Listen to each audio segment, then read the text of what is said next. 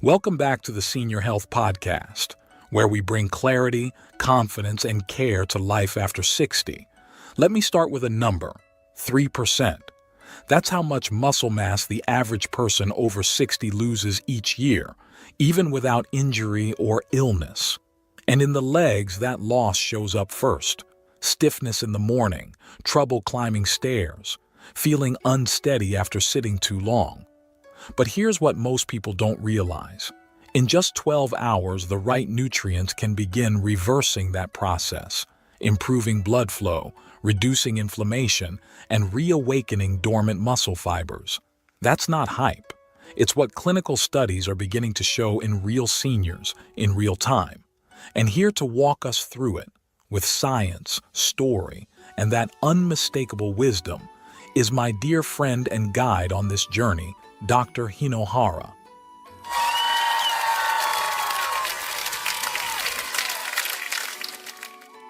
Welcome back. Thank you, John. Yes, this topic is close to my heart because I've seen what happens when people lose leg strength. They don't just slow down, they start to disappear from their own life. But what many seniors don't realize is that the body is still listening. And sometimes, with the right signal, the change begins almost immediately.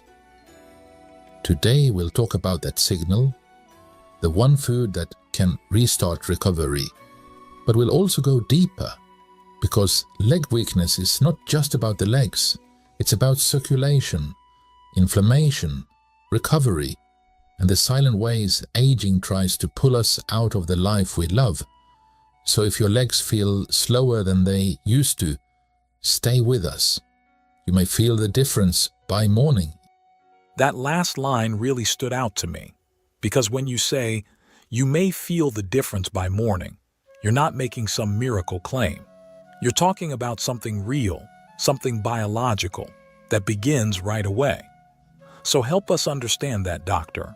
Is it really possible to start regaining leg strength in just 12 hours? Yes, but we must be careful with how we understand that. When we say regain leg strength, we're not saying you'll rebuild lost muscle overnight. That takes time, days, even weeks. But you can feel a difference within 12 hours because of circulation. Let me explain. As we age, the blood vessels in our legs lose some of their elasticity. The blood moves slower, and the muscles, especially in the calves and thighs, get less oxygen. This leads to that heavy, sluggish feeling. Not always weakness, not always damage, sometimes just poor delivery. And this is where food becomes medicine, because certain nutrients, when delivered in the right form, can increase blood flow, reduce stiffness, and reawaken those sleepy muscle fibers. Not in weeks, not in months, but tonight, by tomorrow morning. This is not marketing, it is biology. And just to be clear for everyone listening, you're saying we're not talking about building new muscle fibers overnight? We're talking about switching the lights back on and the ones we already have. Exactly. The body wants to work. The muscles want to fire. But age dampens the signals. And the right food, at the right time, can help restore that signal. Faster than most people expect. So let's talk about it. What is this food that can, as you say, help the legs wake up by morning? It may surprise you, because it's not exotic. It's not rare. It's bone broth. Bone broth? Yes, but not just as comfort food, as recovery fuel. Because when made properly, simmered long, drawn from real bones, enriched with connective tissue, it becomes a concentrated source of collagen, glycine, proline, and electrolytes, all of which support muscle repair, joint lubrication, and circulation. That's fascinating. Most people think of bone broth as something you drink when you're sick, not something that rebuilds leg strength. That's the old image, yes. But in Japan, we've used broths like this for centuries, especially after injury, surgery, or illness, not just for hydration, but to signal healing, and the science now confirms what we observed long ago. There was a study published in the Journal of Clinical Nutrition and Metabolism that looked at older adults consuming collagen-rich broth after movement. Within 24 hours, they saw measurable improvements in leg soreness, mobility, and walking confidence. But the most interesting part, many participants reported feeling looser, lighter, and more stable in their legs within just one day, sometimes within hours. It's incredible. And honestly, I think everyone listening can relate to that feeling of heaviness in the legs, the tightness in the calves, that strange fog that sets in below the knees. You're saying the broth doesn't just fix it overnight, but it creates the conditions where things can start flowing again? Exactly. It's not the final answer, but it's the first support. Because when the joints feel safer, when the blood flows freer, the muscles stop guarding, they start engaging, and strength, real strength, can return. And just to clarify, you're not claiming it rebuilds muscle overnight? No, not at all. The muscle takes time, but what happens fast is blood flow, joint comfort, reduced inflammation. That's what gives people that sensation of, oh, I can move again. That's what returns within hours. That's powerful. And I know some of our listeners are thinking, but I don't eat meat. So for those following a vegetarian path, stick around. We've got an equally powerful option coming later in the episode. Yes, I want everyone to feel included in this. Whether you eat meat or not, the body still responds, if you know how to feed it. So let's say someone's never made bone broth before. What's the simplest way to get started? And how do they know it's actually helping?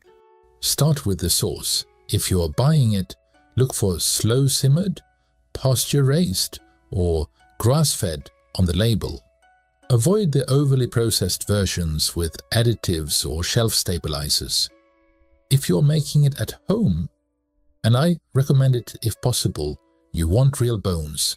Chicken feet, marrow bones, or joints, simmered with apple cider vinegar to help extract the nutrients.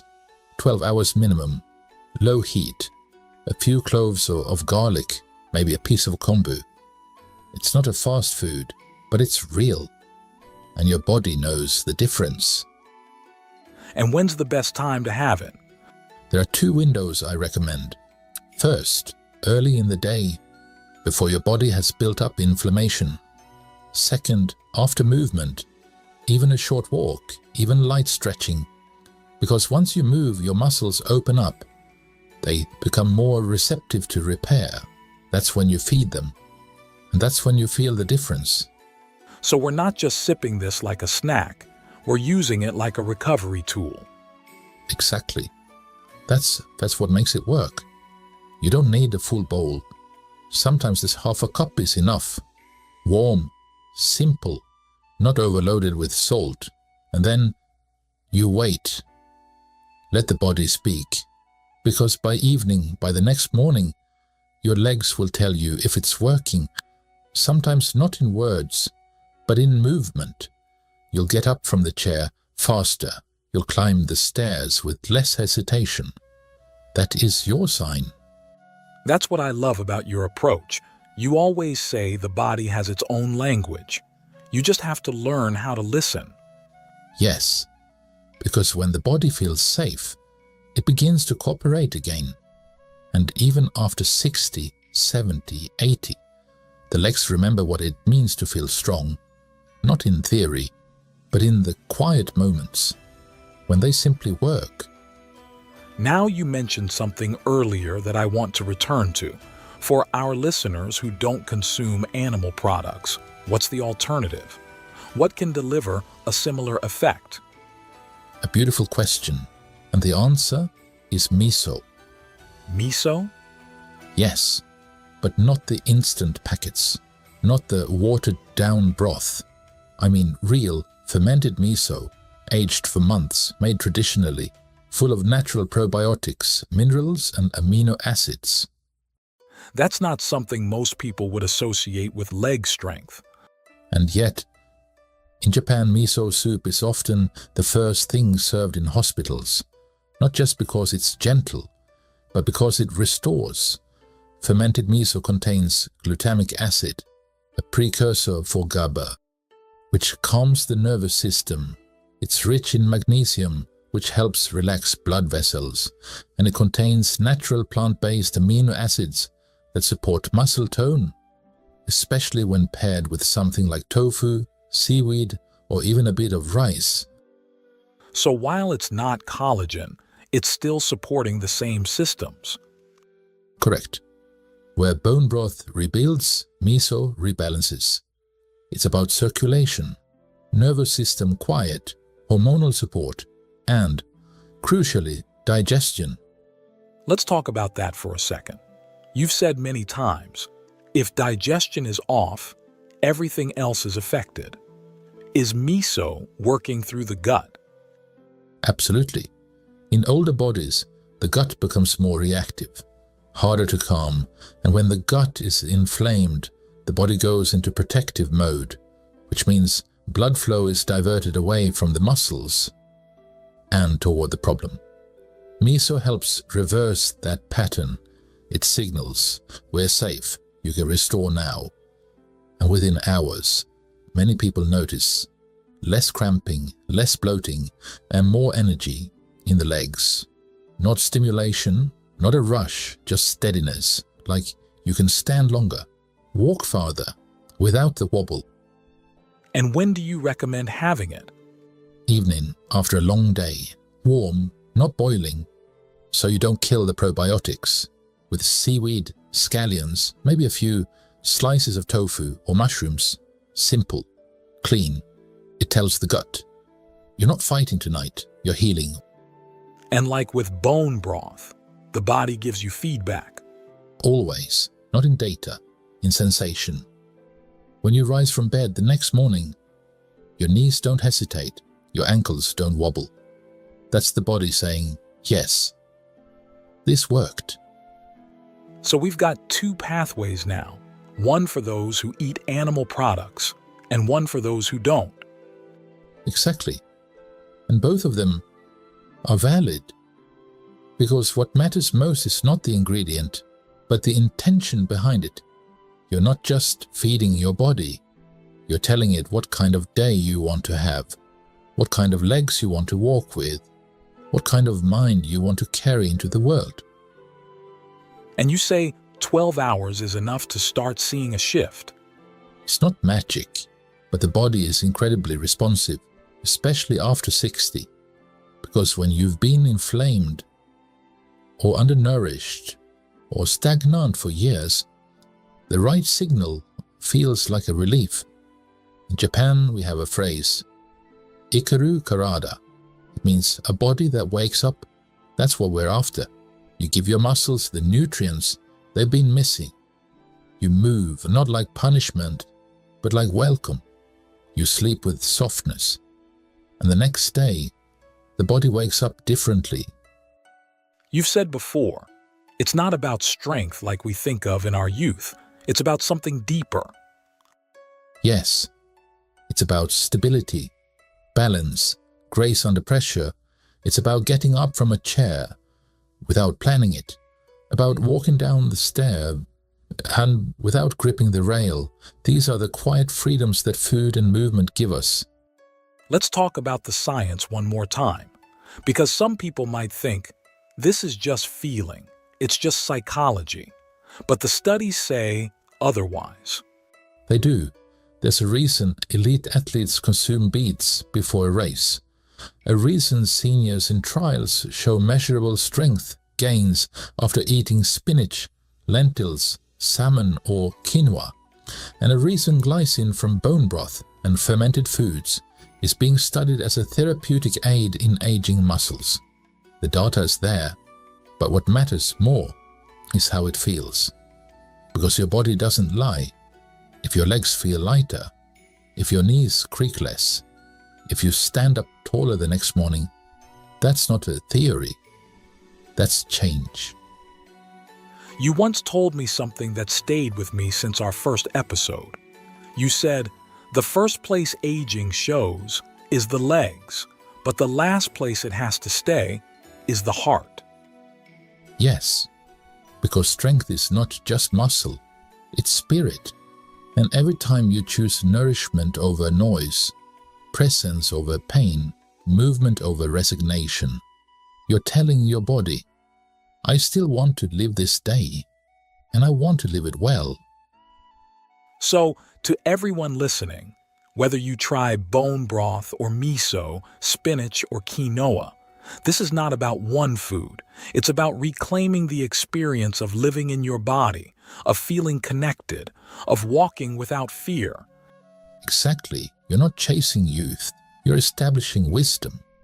In the muscles, in the bones, in the brain. And the good news is, it's never too late.